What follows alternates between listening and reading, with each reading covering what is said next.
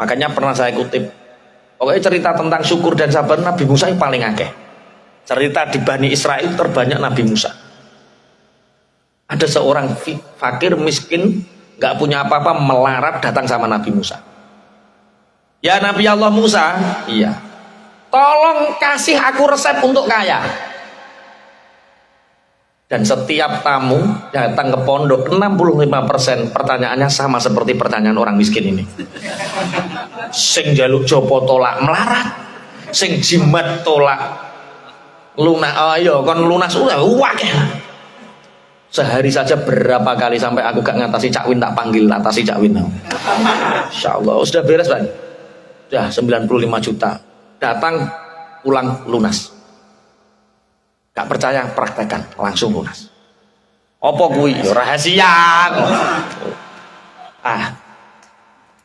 Ya Nabi Allah, berilah aku resep agar hidupku tidak miskin seperti ini. Hidupku sempit, orang gak ada yang percaya sama saya. Istri gak percaya, anak gak percaya, tetangga gak percaya, kerja gak dipercaya. Untuk kuli bangunan saja saya ditolak. Tolong Nabi Allah, beri aku doa agar hidupku menjadi mapan. Nabi Musa menjawab, aku memberimu resep agar engkau besok langsung menjadi orang kaya. Apa ya Nabi Allah? Bersyukurlah. Orang ini bantah, yang aku buat bersyukur apa? Allah itu sudah banyak ngasih kesulitan terhadap hidupku. Hidupku itu sempit, kok kon syukur sing tak syukuri apa nih? Nabi Musa yo menang. Ya sudah, pulang saja. Itu resepnya. Akhirnya orang ini sampai mati miskin dan sempit.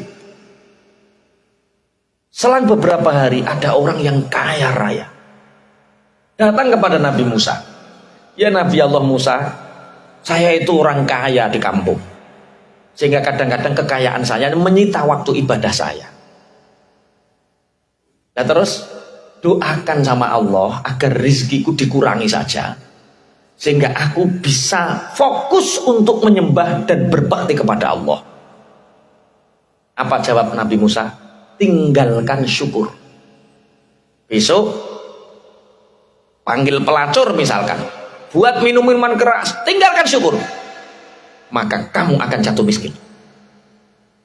Orang ini mengatakan, bagaimana aku bisa meninggalkan syukur wahai Nabi Allah Musa, sedangkan aku tidak mampu berjalan kecuali atas rahmat Allah, tanganku tidak bisa bergerak atas izin kecuali atas izin Allah, mataku tidak bisa berkedip kecuali atas rahmat Allah, kupingku tidak akan mampu mendengar kecuali atas rahmat Allah. Rahmat Allah menguasai diriku, bagaimana aku meninggalkan syukur? Walaupun engkau mau memerintahkan itu, aku tidak akan pernah meninggalkan syukurku. Aku akan selalu bersyukur kepada Allah. Walaupun aku tidak mempunyai apapun, aku akan selalu bersyukur. Oh ternyata mudah. Resep kaya itu apa? Syukur. Orang yang hidupnya sampai hari ini sempit, itu karena dia meninggalkan syukur. Wes roh tolak melarat roh ya. Apa? Syukur. Dimulai dari bangun pagi, alhamdulillahilladzi ahyana ba'dama amatana wa ilaihin nusyur. Ketemu bojo guyu, disayang ning jeding, wudu, salat, ketemu tangga guyu, ketemu cah cilik mesem, ketemu tangga piye bro. Lakukan seperti itu, maka hati kita akan bahagia, dan hati yang bahagia itu menjadi tolak ukur keberkahan kita. Pun alladzina yastahibbunal hayatat dunya. Yang pertama, orang-orang kafir itu adalah orang-orang yang hubud dunia. Kemudian wa yasudduna an sabilillah, orang-orang kufur itu orang yang selalu melawan dari jalannya Allah, menyimpang dari jalannya Allah. Wa yabghunaha iwaja, barang sing apik-apik wis bener dienggok nih, yang betul-betul sudah lurus dibengkokkan. 3 ciri kekufuran. 1, hubbud dunya. 2, melawan atau mencegah sesuatu dari jalannya Allah. Yang ketiga, membelokkan sesuatu yang lurus.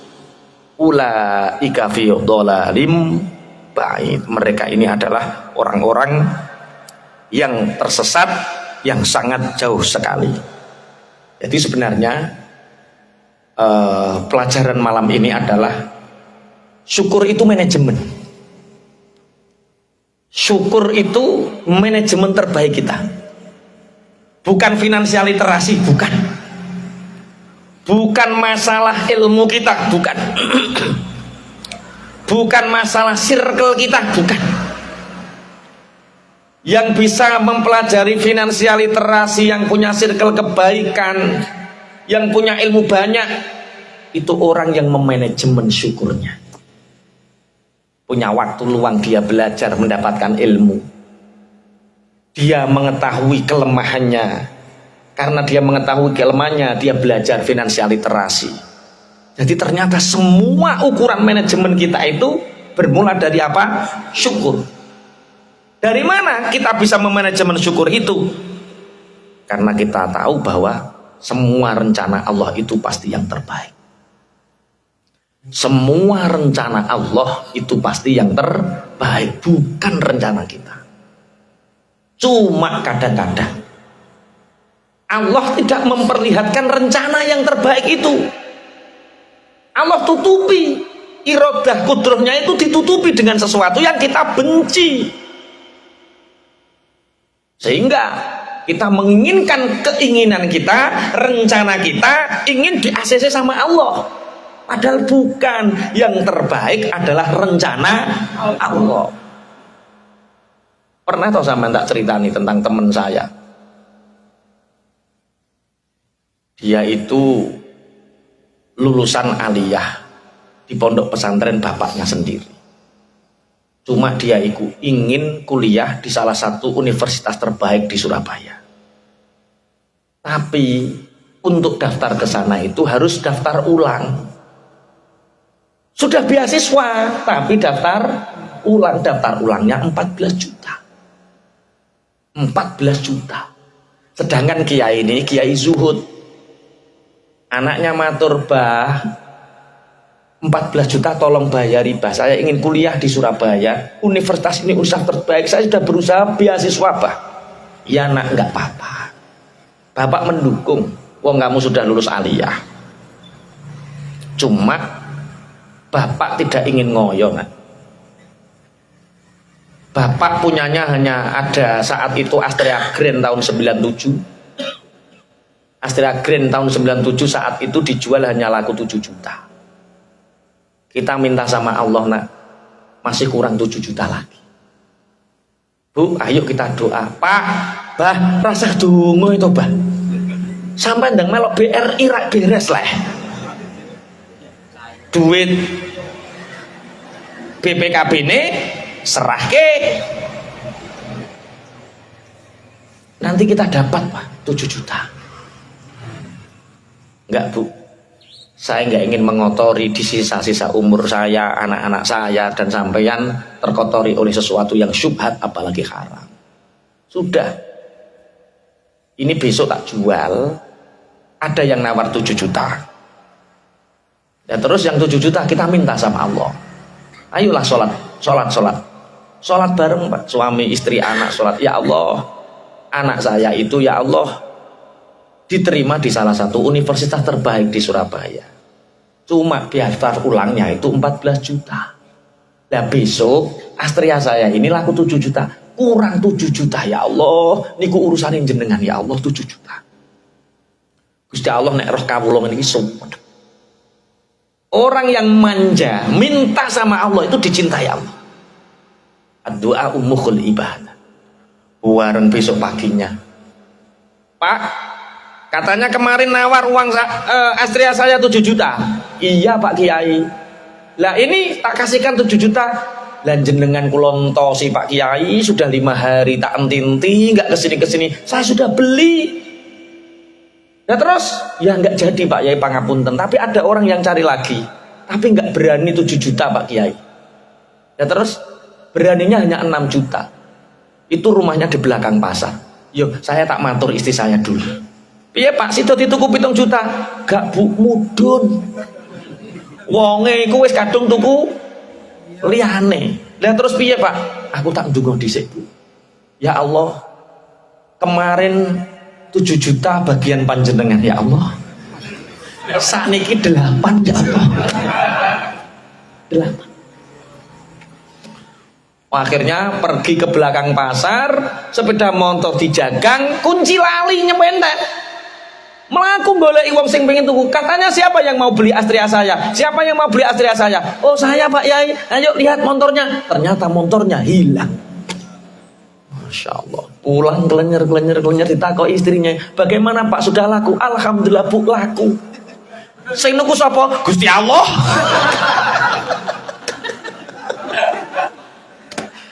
Sing niku sapa Gusti Allah? Ndonga ya Allah. Kemarin 8 juta, sekarang 14 juta ya Allah, niku bagianin jenengan ya Allah. Sampai 2 minggu daftar ulang ini ditutup dan anak ini didiskualifikasi karena tidak membayar uang pendaftaran 14 juta. Akhirnya anak ini marah. Bapak, gara-gara Bapak nggak mau hutang, gara-gara Bapak nggak mau ambil uang di bank, gara-gara Bapak idealis dengan pemikiran Bapak sehingga anak menjadi korban, saya nggak jadi kuliah. Nah, mungkin ini rencana Allah yang terbaik. Bukan, ini rencana Bapak. Ini bukan, ini rencana Bapak. Sudahlah, daripada mondok tidak, kuliah tidak, saya mau ke Jakarta. Jakarta apa? Jadi tukang cuci mobil. Nah, di cucian mobil ini ada pamflet, siapa yang ingin kerja di Australia itu boleh daftar, nanti potong gaji. Akhirnya lah yo di Jakarta kuliah tidak, sekolah tidak, hanya karena nuruti emosi, akhirnya dia kerja cuci mobil. Lebih baik yo dadi TKI. Gaji ini rotok gede nih Australia. Akhirnya pulang ngambil ijazah. Mau kemana nak? Mau ke Australia Pak. Bapak nggak bisa ngasih apa-apa nak. Bapak yo ngajar ngaji seperti ini. Enggak butuh.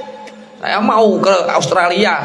Nanti potong gaji. Yang penting Bapak ridho. Iya nak, wis tak ridhoi nak.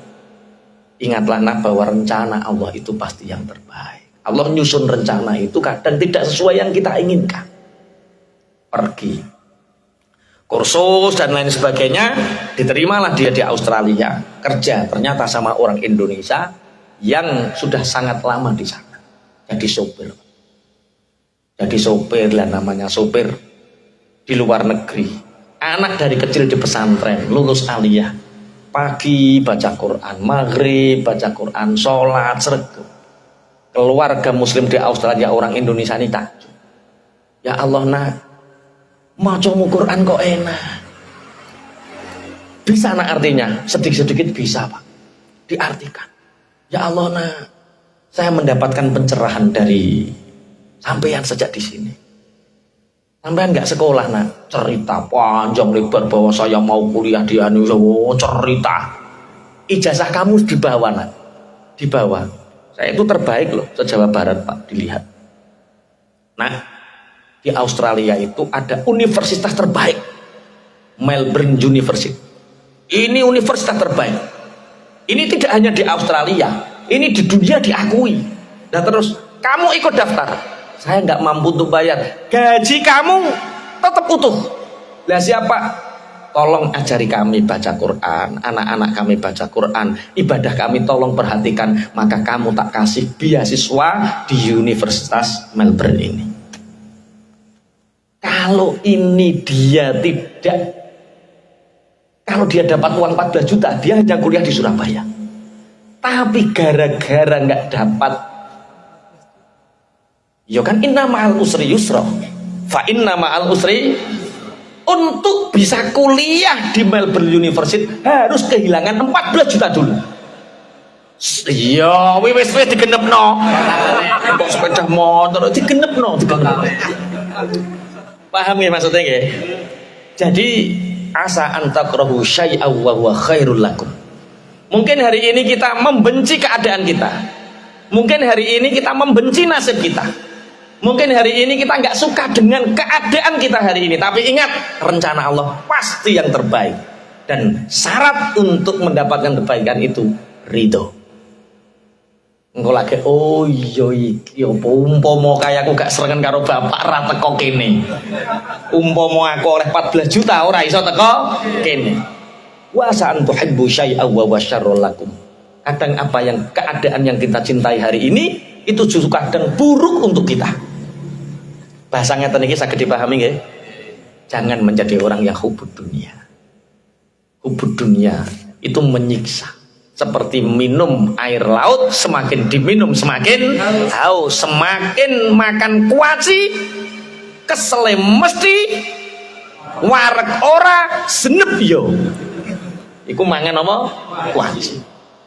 Allahilladzi lahu ma fis samawati wa ma fil ardh wa wailul lil kafirina min adzabin syadid. Dan celaka bagi orang-orang kafir. Celaka mereka bagi orang-orang kafir. Mereka akan mendapatkan siksa yang sangat pedih. Siapakah orang-orang kafir itu? Alladzina yastahibbunal hayatad dunya. Orang-orang kafir, orang-orang yang celaka adalah orang-orang yang mencintai kehidupan dunia. Dunia itu dari kata dana. Dana itu artinya parek. Kemudian isim tafdili dana itu adna. Berarti kehidupan yang lebih dekat, luwih parek. Sedelok. Dana itu sebentar. Kalau adna itu sangat sebentar. Berarti dunia itu tempat yang sangat sebentar. Alladzina yastahibbunal hayatad dunya, orang-orang yang mencintai kehidupan yang sangat sebentar. Itu orang-orang kafir. Alal akhirah, lebih mencintai dunia mengalahkan akhirat. Cara kita sering menyebut hubud dunia. Hubud dunia itu penyakit hati. Bukan penyakit zahir, bukan penyakit fisik. Kalau penyakit hati, ini tidak berkaitan dengan zahir. Bisa jadi orang kaya, dia qanaah. Bisa jadi orang miskin, hubud dunia. Karena hubud dunia ini penyakit hati, bukan penyakit zahir. Ada satu kisah yang sangat menarik diceritakan oleh Syekh Abil Hasan Ali Asyadzili. Beliau adalah ulama yang sangat kaya raya, santrinya 6.000. Dan itu biaya makan ditanggung semua. 6.000. Biaya makan ditanggung untuk sedekahnya, tapi untuk keperluan yang lain anak tetap bayar sebagai jariah orang tuanya. Kita bisa membayangkan orang santrinya 6.000, biaya makan ditanggung semua sebagai sedekahnya, sedangkan keperluan sabun, kitab dan yang lain jajan ditanggung oleh orang tuanya untuk sedekah orang tua terhadap anaknya. Iki kira-kira Syekh Abil Hasan Asyadzili iki sugih apa ora? Sangat kaya. Oh, ada loh orang punya anak hanya 2. Kerja itu sholat tidak, sedekah tidak, katanya kurang terus, padahal anaknya 2 loh. Ini 6.000. Pondok kita baru berapa Pak Prah? Yang kita biayai 20, 17 tambah 10 berapa? 27. Kita baru 27. Kita itu ya kita bersama, mbok sampean melu mbok ora ya ora ngerti aku ya pokoknya ya. 27. 27 itu kalau 1 juta sudah 27 juta 1 bulan. Itu banyak orang anggap kita kaya. Ini 6.000. Kira-kira Abul Hasan Asyadzili ini kaya atau miskin? 6.000 kalau sekarang mondok 1 juta berarti berapa? 1 bulan loh itu. 6M 1 bulan. Di Bojonegoro ada seperti Syekh Hasan Abi Asyadzili ini. Loh. Sebentar lagi ada. Amin, amin, amin, amin. Sebentar lagi ada. Nah itu ada, jadi Syekh Abil Hasan Asyadzili ini itu beliau kelahiran Tunisia, kemudian hijrah di Mesir, kemudian bertempat tinggal di Mesir. Abu Hasan Asyadzili ini kemudian ada temannya dari Tunisia itu ngirim santri. Temannya ini pangapunten, dia kiai zuhud biasa.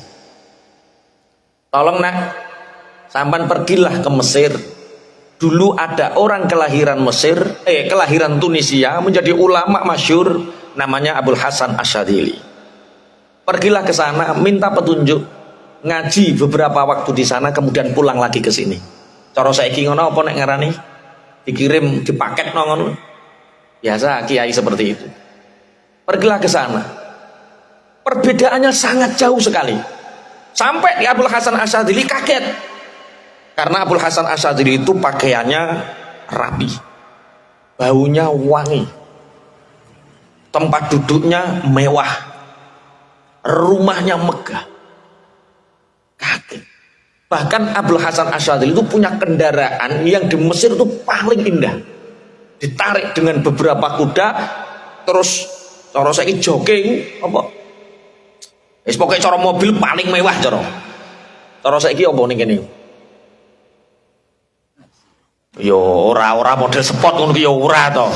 Kuwi ora awakmu mikir kebutuhan pribadi ya.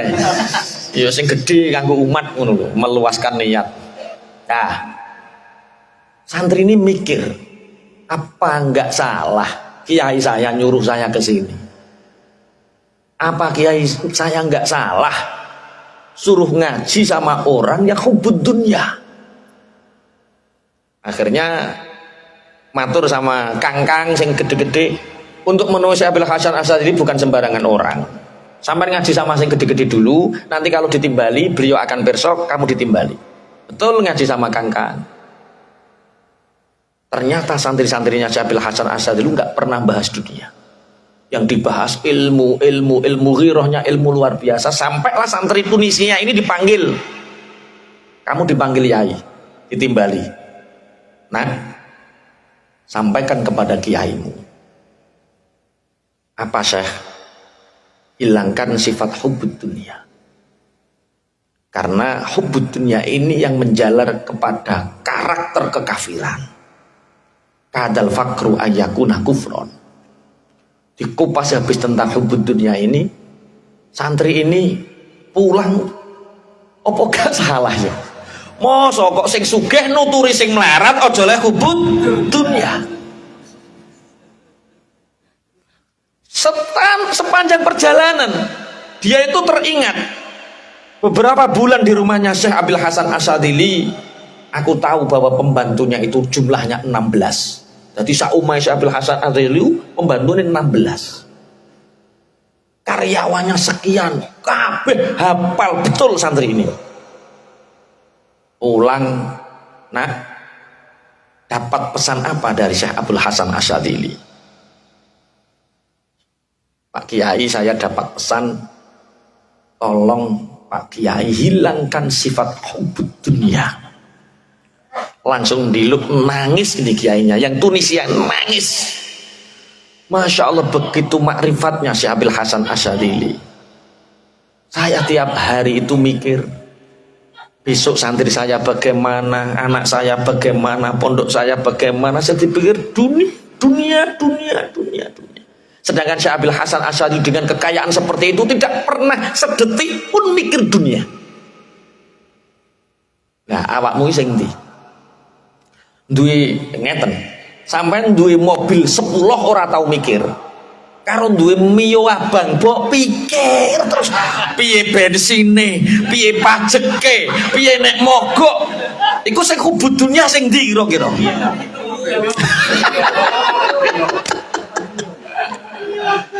Jadi hubud dunia itu penyakit hati, bukan penyakit fisik. Bisa jadi yang hubud dunia orang kaya, bisa jadi orang miskin juga punya penyakit hubud dunia. Kalau kita punya dunia, ya simpan, tapi jangan di hati. Kita boleh genggam dunia, tapi jangan di tangan kita. Di mana kita menggenggam dunia? Diberikan kepada umat. Di mana kita menyimpan dunia? Yo kayak neng rekening wakaf atau rekeningnya dewis, pokoknya hati ini clear, tidak ada unek-unek tentang dunia.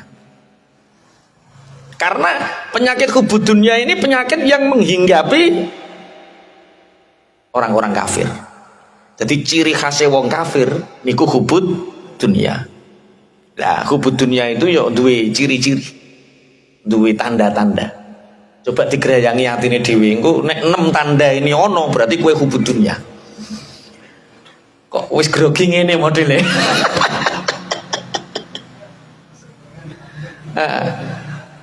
Apa Pak Ikram tanda-tandanya hubud dunya Pak Ikram? Ora roh wong ora duwe penyakit kuwi ya. Sing duwe penyakit mesti ngerti tanda-tandane hubud dunya. Apa Mas Taim? Tanda-tanda hubud dunya. Oh, dia ora ngerti, ora duwe penyakit. Lah kok terus aku mbok darani Pak Yai nerangno berarti duwe penyakit. Kowe ngene ta wong suudon eleke ngene. Iya, dia nggak bisa jawab karena nggak punya penyakit itu. Terus darani aku sing nerangno. Oh, iso nerangno tanda-tanda hubud dunya berarti aku sing duwe penyakit. Wes kuwale. Hubud dunia itu, penyakit hubud dunia itu ciri-ciri khasnya satu. Dunia itu menjadi tujuan. Dunia itu menjadi tujuan. Kerja, ibadah, atau untuk dapat uang. Wah ini sing kerja, ini sing ibadah. Sampeyan nyambut gawe, kaumah, terus ngeng kantor, wi golek gaji apa golek ganjaran?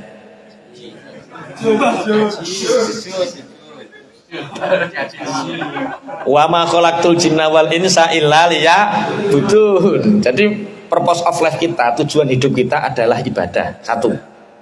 Dunia itu kamu cari nggak kamu cari, kamu dikasih. Makanya orang yang menjadikan dunia yang menjadi tujuan nanti wateke welek. Sing koncone direkal piye carane gak diterima kerja. Sing koncone difitnah supaya dipecat. Itu Masya Allah. Jangan jadikan dunia itu menjadi tujuan. Jadi dunia itu hanya wasilah. Dunia ini ngapunten, pangapunten. Sekarang kita hidup di sini ini dunia atau akhirat hari ini?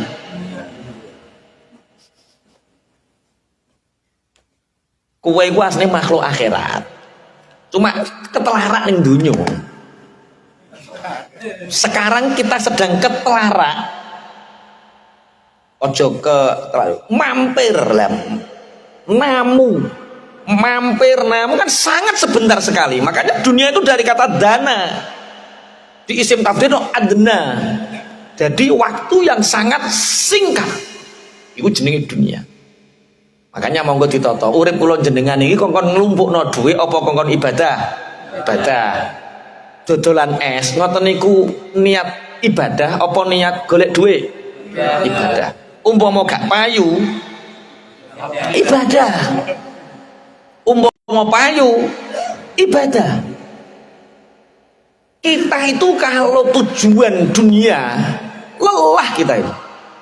Karena dunia itu nggak ada akhirnya, nggak ada ujungnya. Sampean mencari dunia itu padha karo mangan kuaci. Kok krepes ya roh cangkemmu kesel. Kakean weteng kembung. Mangan kuaci. Itu dunia. Biar Mas.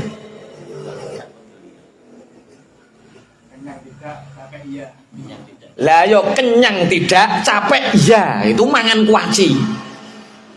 Jadi sampai nek kuwesel nyambut gawe, golek donya, pasti niatnya salah. Itu bukan ibadah. Itu golek kuaci.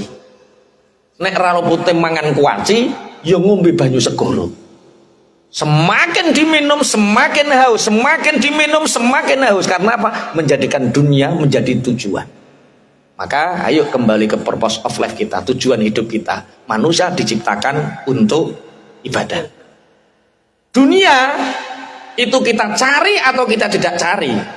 Dunia kita ngoyo atau tidak ngoyo. Dunia ini sudah disediakan oleh Allah. Lah kok kamu ketipu? Dunia mbok kejar, akhirat dilupakan. Itu yang pertama. Apa? Orang yang hubud dunia itu menjadikan dunia menjadi tujuan. Yang kedua, ciri khas orang yang mencintai dunia itu dia lalai dalam ibadah.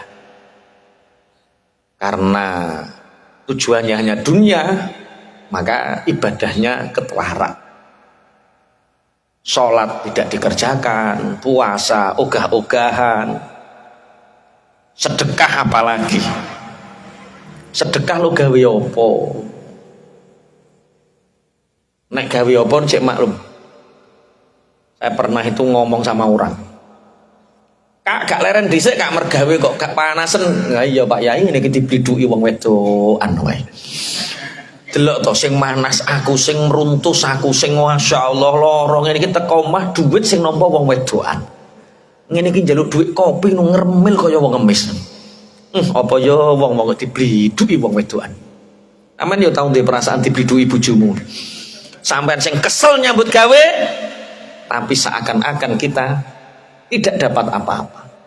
Yo mau oleh opah ning wayah bengi tok kuwi kaya. Yo ora sumbut lho, umpama kuwi mbok gawe opah ora sumbut tenan. Tapi kalau niat kita ibadah, bismillah tawakkalna 'alallah, ya Allah bersama ya Allah, aku berserah diri kepadamu untuk bekerja ini sebagai niat ibadah untukmu. Masya panas, keringetan, setiap tetes keringat mengalir, tasbih, ibadah, duit karo bojo dientekke ibadah, anak digedhekke ibadah. Jadi wong sing niate ibadah kok weseli ora krasa. Strong terus pokoknya. Cak Win, gak duwe kesel gladiator. Malah ayam gladiator. Lah, orang yang seperti lo, wong gak duwe kesel. Wong gak duwe kesel ki yo loro. Ana sing kalane niate ibadah, ana sing kedonyan tenan. Jadi nek muni gladiator hati-hati. Ada yang gladiator itu yo kedonyan tenan. Satu tujuannya dunia bukan akhirat. Yang kedua lalai dalam melakukan ibadah. 3 mengumpulkan dunia, mengumpulkan harta dengan segala cara. Gak peduli halal haram, gak peduli surga neraka, sing penting oleh. Dan ini kadang-kadang circle pergaulan ini menentukan. Sing penting oleh. Ketika diingatkan kak, bukankah transaksi seperti itu diharamkan sesuai syariat? Golek sing haram ya angel kok pokoknya halal. Jadi kita kerja pangapunten tidak sekedar sedikit banyak yang kita dapatkan. Kita kerja ini halal haram. Kita kerja ini surga neraka. Ini taruhan kita. Kalau kita muamalah kita, transaksi kita, oh ini halal tak lakukan, ini haram tak tinggalkan, oh berarti Anda sudah sedikit menghilangkan hubung dunia. Bisnis tidak hanya berbicara tentang sedikit banyak untung rugi, tapi bisnis berbicara tentang halal haram, surga dan neraka. Wes, sing nomor 4 medit. Wes.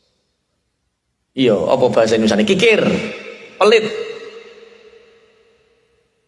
Ketika ini ditanyakan kepada setiap orang, apakah kamu pelit? Semua akan menjawab perasaku, aku ya luman. Mulane iki rasa tak bahas perkara sing ning kene iki mesti luman kabeh.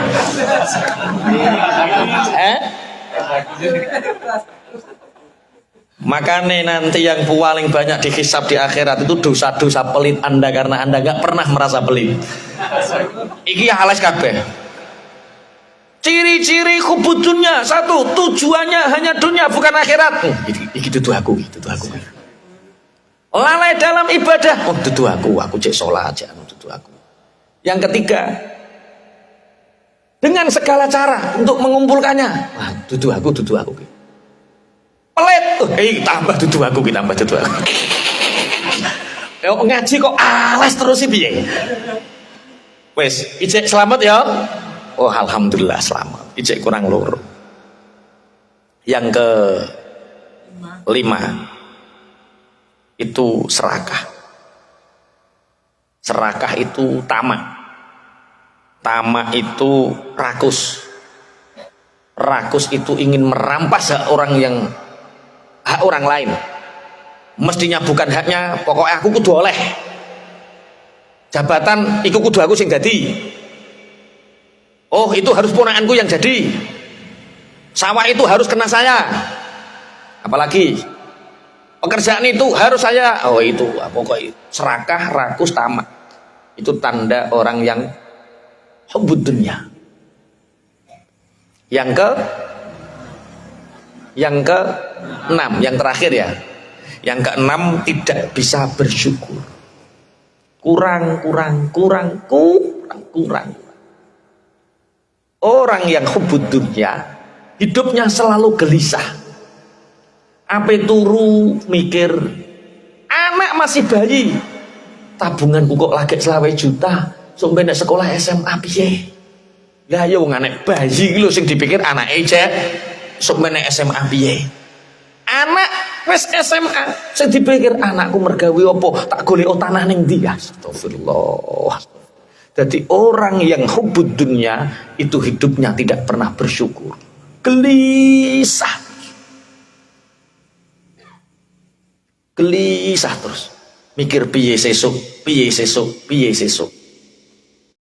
Lah, apakah cukup mengetahui alladzina yastahibbunal hayatad dunya 'alal akhirah? Ciri-cirine wis kabeh apa demo? Siji,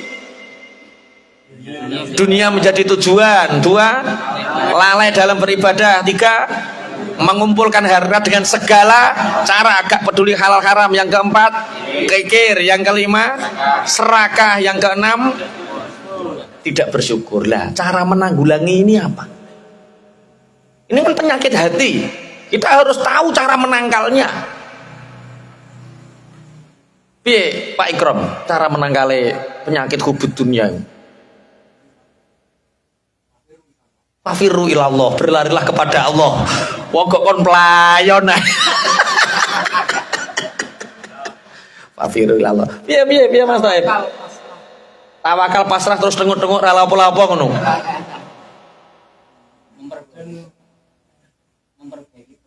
Memperbaiki pergaulan. Jadi yang jelas yo ditarik mafhum mukhalafah tuh. Untuk menanggulangi kita tidak hubbud dunya, 1, jadikan akhirat sebagai tujuan. Kalau akhirat sebagai tujuan, wong urip iku adem. Ning alam dunya paling sedelok dik ya wis dilakoni wae. Adem. Mas piye Mas, dunya kok tambah angel penggawean? Sabar di dunya iku ora suwe. Umpama awake lho sak lara-larane urip paling ya sedelok. Ora suwe. Jadikan akhirat sebagai tujuan. Yang kedua, ingatlah kematian. Hubbud dunya ini akan habis, akan kalah kalau orang ini seneng iling-iling mati. Wong kae lho winginane iku sehat walafiat, lah kok hidup-hidup mati. Omah makrung dibangun, kerja di Taiwan, Masya Allah, rumahnya megah. Paulang, dadak bojone digawa lanangan liya, kena jantung semaput mati. Terus mbok iling-iling, ya Allah, omah sak ngono gedene dibangun jebule ora kanggo. Perkara teko omah kena jantung mati. Ingat kematian. Semangat dunia ya Allah lah kok kayak kena liver wetenge gudi lah hidup mati. Wes ngene iki akhirat akan menjadi tujuan. 1, jadikan akhirat sebagai tujuan. 2, ingat tentang kematian. Yang ketiga, tanamkan sifat qanaah. Qanaah niku napa? Nerimo.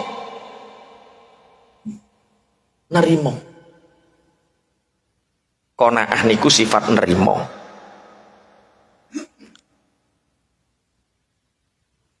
Ada seorang miliarder, ini tentang qanaah. Ada seorang miliarder, dia pemborong properti. Ini kisah nyata, ya teman-teman yang cerita. Jadi tanah sana dibeli, tanah sana dibeli, tanah sana dibeli, tanah sana dibeli, tanah sana dibeli, tanah sana dibeli. Ini akan digadakan proyek yang proyek ini menghabiskan sekian triliun. Tapi ada satu gubuk yang belum terbeli di panggo ini tengah tok. miliarder ki bendino tau piye carane ki kena ketuku.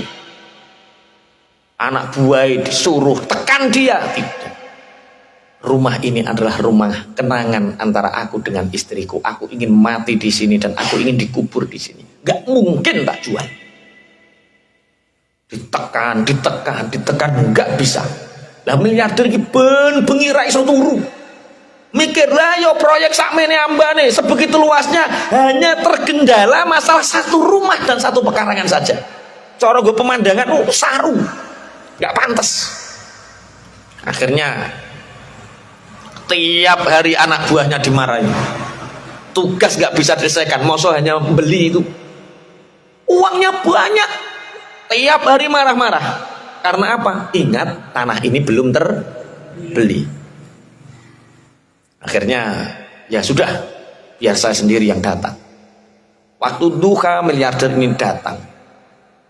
Sebelum dia mengetuk pintu, ternyata miliarder ini mendengar orang yang di dalam rumah ini sedang sholat duha, kemudian berdoa.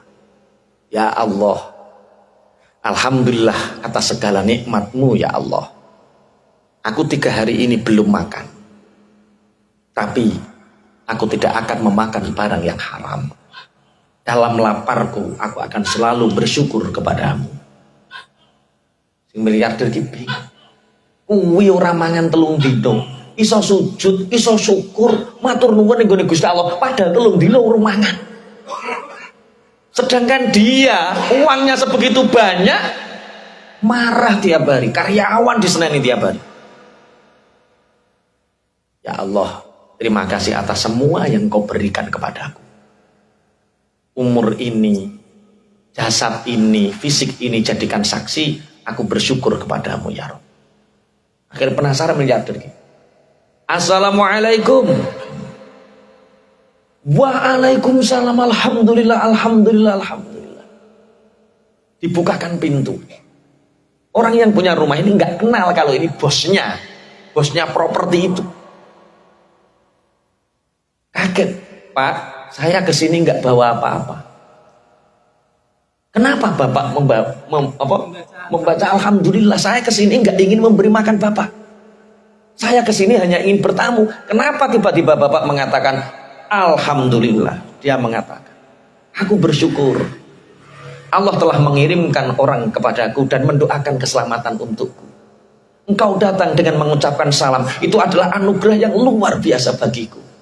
Allah mengirimkan seorang hamba untuk mendoakan selamat untuk. Selain itu, aku tadi melihat Bapak setelah sholat, aku melihat Bapak selalu memuji Allah, bersyukur, sedangkan Bapak sudah tidak makan 3 hari. Aku bersyukur karena mata ini masih bisa melihat. Aku bersyukur karena lisan ini masih bisa berzikir. Aku bersyukur karena telinga ini masih bisa mendengar. Bingung wong iki. Lah yo. Wong duwite akeh ngono nyaprut ae. Ana sing duwite akeh nyaprut ae. Iku tanda. Tanda kaya miliarder iki maksudnya. Latihan senyum. Wis pokoke latihan guyu. Yo aja guyu dhewe. Guyu dhewe ditambahno ning rejoso sampean.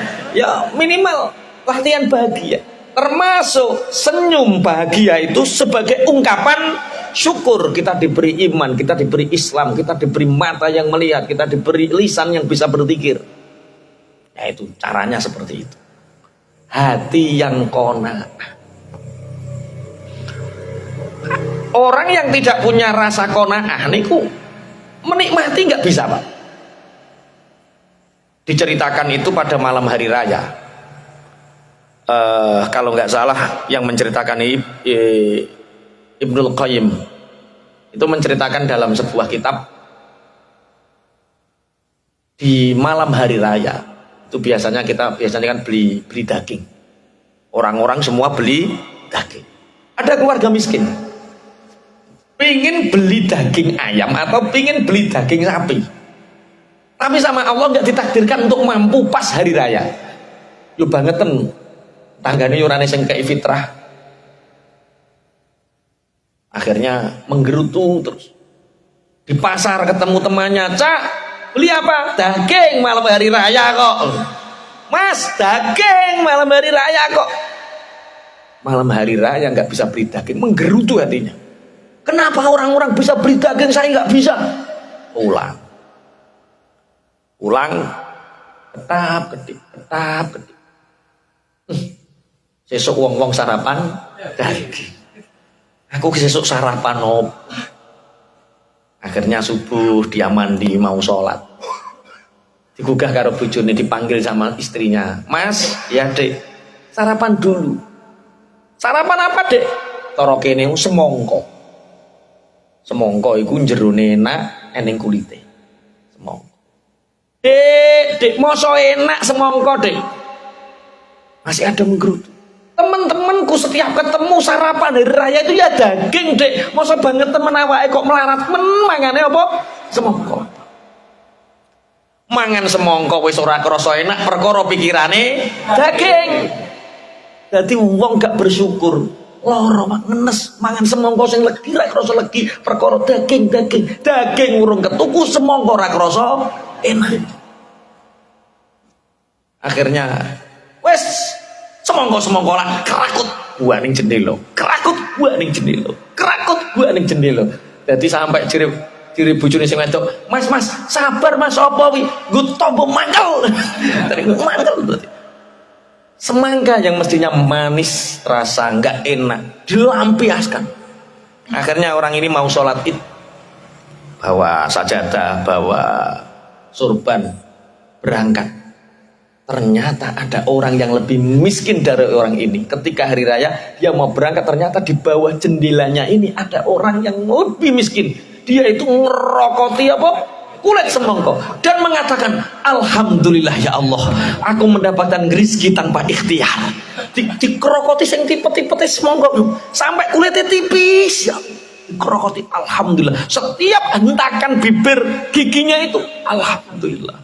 Ya Allah, alhamdulillah nikmatnya ya Allah. Alhamdulillah nikmatnya Allah. Yang melempar semangka ini nangis Pak. Isin karo pangeran. Makanya tolong. Nek sampeyan kuwate mampu tuku sambel pagi hari sambel korek tempe purno. Tempe purno itu tempe udo lho, tempe udo. Tempe purno tempe opo. Jadi sambel korek tempe purno nikmati, engko krasa enak, meruntus seger nikmat. Cemeding nikmati. Tapi kalau harapannya pangapunten, sing ning ngarep ana tempe purno sambel korek, pikiran kita melayang tentang daging. Gak krasa enak, daging ora ketuku. Nelongso. Sing ontel ya nikmati ontele. Anggepen goes gratis. Orang-orang itu ingin goes tiap hari. Gak ada waktu kita bisa goes terus loh mah. Nikmat. Yang punya minyak merah ya dinikmati. Wis ganti dah. Iya, alhamdulillah diganti karo Gusti Allah. Iya, dinikmati. Apapun yang kita punya nikmati. Itu namanya qanaah. Yang membedakan kaya dan miskin itu apa? Qanaah, hati yang qanaah. Kalau kita punya hati yang qanaah, masya Allah, sedikit apapun pemberian dari Allah itu akan terasa besar nikmat karena kita qanaah. Tapi kalau hati ini tamak, rakus, serakah, berapapun yang Allah kasih kepada kita, nggak ada nilainya. Dianggap ora eneng terus kurang. Kok nek ngerti kandhane wong ya aja ngono lek sabar sing qanaah. Jenenge menungso ki makhluk sing serba kurang yo. Bantai. Ya sendal. Jenenge menungso ki yo sifate serba kurang. Lah yo nek serba kurang ki yo direm. Jenenge napa? Qanaah. Satu untuk mengobati hubbud dunya. Untuk mengobati hubbud dunya, satu, jadikan akhirat sebagai tujuan kita. Dua, ingatlah kematian. Tiga, qanaah. Yang keempat, perbanyaklah zikir. Kenapa perbanyak zikir? Karena hubbud dunya itu dari pikiran dan hati yang selalu mikir dunia. Ini ilmu rahasia, tapi kok di live ya rahasia. Wis ora apa-apa, wis rahasia untuk umum. Jadi sebenarnya kenapa banyak orang yang punya harta kemudian diuji sama Allah? Kenapa orang punya istri cantik diuji sama Allah? Kenapa orang yang punya anak nurut diuji sama Allah? Ujian, semua ujian itu karena Allah cemburu. Allah sayang terhadap kita, kemudian Allah cemburu sama kita. Maka yang kita cintai selain Allah itu menjadi ujian.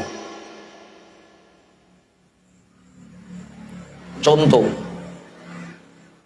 zaman Mas Toib Cek Joko, bedo bocah wedok jenis Siti, di bedo setiap hari chat, assalamualaikum mami, waalaikumsalam papi, misalnya. Terus tiba-tiba seminggu tidak ada chat, tidak ada kabar, tidak ada chat, di chat tentang satu. Perasaan Mas Toib bagaimana? Berarti gak tahu pacaran. Contohnya sing liya ae, sapa sing Cak Hari muni pinter Cak Hari. Piye Cak? Umpama Cak. Gelisah merana, masya Allah, pikiran kemana mana, ini sudah gak cintai dan lain sebagainya. Itulah dunia. Allah itu cemburu. Lah yo inomen kok iling-iling makhluk, nyebut-nyebut makhluk lali karo aku. Akhirnya diuji sama Allah. Mbah sing dicintai penyakitan, terus ra iso ana, utawa diuji dengan pokoknya apa yang kita cintai, apa yang kita sering sebut sehingga membuat Allah cemburu, itu akan menjadi ujian kita. Makanya zikir ini salah satu cara agar kita memotong tali hubud dunia itu. Makanya pernah sampai tak ceritani, ada suami istri datang kepada Nabi Musa. Karena zaman itu suami istri ini sudah bekerja berpeluh-peluh tapi enggak ada hasil. Sehingga dirasakan sulit, Bapak kita ini punya Rasul, Bapak kita ini punya Nabi, Bapak. Kenapa kita enggak minta doa agar hidup kita dimudahkan? Ya sudah Ibu, besok saya tak sowan Nabi Musa. Nabi Musa, saya adalah orang yang beriman kepada Allah dan saya adalah orang yang beriman kepadamu wahai Rasulullah. Terus aku datang ke sini mengharap tabaruk keberkahan doamu wahai Nabi Allah. Hidupku berpuluh-puluh tahun aku jalan dengan istriku, hidupku semakin susah, ekonomi semakin sempit. Apapun yang aku kerjakan belum juga berhasil. Dagang, uang dibawa lari orang, bertani dihabiskan hama. Apapun yang aku kerjakan sudah mentok ya Nabi Allah, sudah mentok. Tolong, engkau adalah kalimullah, engkau adalah Nabi dan Rasul yang sering diajak bicara sama Allah. Tolong permasalahanku ini sampaikan kepada Allah.